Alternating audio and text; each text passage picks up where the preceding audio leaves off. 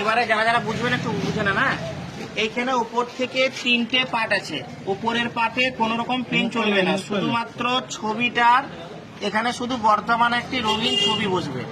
সেই ছবিতে কেউ যদি চশমা পরে থাকেন, চশমা খুলে ছবি তোলাটাই ভালো। আর মুখ কান নাক যেন পরিষ্কার আসে, পাসপোর্ট সাইজের ছবি বললেই হবে। আর ব্যাকগ্রাউন্ডটা মানে ছবির পিছন দিকটা যেন হালকা রঙের হয়, এইটুকুই বাস। এবারে উপরের দিকের যে ফর্মটা আছে, এইদিকে কিছু ফিল আপ নয়, এদিকে প্রশ্ন, এদিকে উত্তর। এদিকে আমরা লিখবো, এদিকে হচ্ছে 2025 সালে মানে এখন বর্তমান আমার হাতে যে ভোটার কার্ড আছে সেই তথ্য দেখে দেখে ফিল আপ হবে। এইখানে তারিখ মাস বছর যেমন ভাবে আছে ওই ভোটার কার্ডও ওইরকম ভাবেই আছে, ওইরকম ভাবে লিখলাম। আধার নাম্বার ঐচ্ছিক, ওটা করতেও পারেন নাও করতে পারেন, কারোর যদি আধার কার্ড নাম্বার থাকে দেবেন, না দেবেন কোনো অসুবিধা নেই। মোবাইল নাম্বার কিন্তু মাস্ট চাই, এবং যেটাতে ফোন ঢুকবে সব সময়ের জন্য সেরকম একটা মোবাইল নিয়ে বাড়ির 4 জন 5 জন 6 জন পর্যন্ত দেওয়া যাবে। এবার হচ্ছে পিতার বা অভিভাবকের নাম, ওখানে যার নাম আছে তার নাম দিতে পারেন বা বাবার নামও দিতে পারেন। এবারে কোনো মেয়ের যদি বিয়ে হয়ে যায়, সে বাপের বাড়ির বাবার নামটা দেবেন, শ্বশুরের নাম হবে না। শ্বশুর বাড়ি শুধুমাত্র স্বামীর নাম হবে, তার জন্য আলাদা ঘর আছে। স্বামী বা স্ত্রীর নাম, যদি তার বিয়ে হয়ে থাকে, মেয়ের হলে স্বামীর নাম দেবেন, ছেলে হলে স্ত্রীর নাম দেবেন, এটা কিন্তু লাগবেই। বিয়ে হলে, না হলে লাগবে না। আর তার ভোটার কার্ড থাকলে ভোটার কার্ডের নাম্বার লাগবে।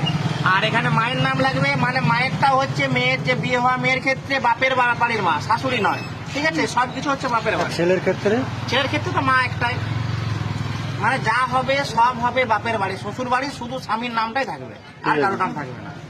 এবারে আসছে এইদিকে 2002 সালের মূল যে তথ্য, কারুর বয়স যদি 40-এর উপরে হয়, নিজের নাম যদি 2002 সালের ইয়েতে থাকে ভোটার লিস্টে, তখন বাম দিকটা আমরা ফিল আপ করবো। আর তার যদি না থাকে তাহলে তার বাবা অথবা মা, ঠাকুমা, ঠাকুরদা, তার জন্য ডান দিকটা ফিল আপ করবো। এইদিকে যেমন ফিল আপ হবে, এইদিকেও সেরকম ফিল আপ হবে। একটা দিকে আমি ফিল আপ বলে দিচ্ছি। নির্বাচকের নাম, মানে ওই 2002 সালের লিস্টে যার নামটা আমি দেখছি, আমার নাম হোক বা আমার বাবার নাম হোক, সেই নামটা আমি লিখবো। আমার নাম যদি থাকে আমার নাম লিখবো, আর যদি আমার নাম না থেকে বাঁ দিকটা করছি না ডান দিকে করবো, তখন আমার বাবার নাম লিখবো বা মায়ের নাম লিখবো বা ঠাকুমা বা ঠাকুরদা। আর যদি কারোরই নাম না থাকে, এমনও হতে পারে 2002 কারোর নাম নেই, দুটো লিস্টে ফাঁকা রাখবে। শুধু উপর টুকুন ফিল আপ হবে, ছবি সাঁটাবেন, সই করবেন, বাস, বাকিটা ওনারা বুঝে নেবেন।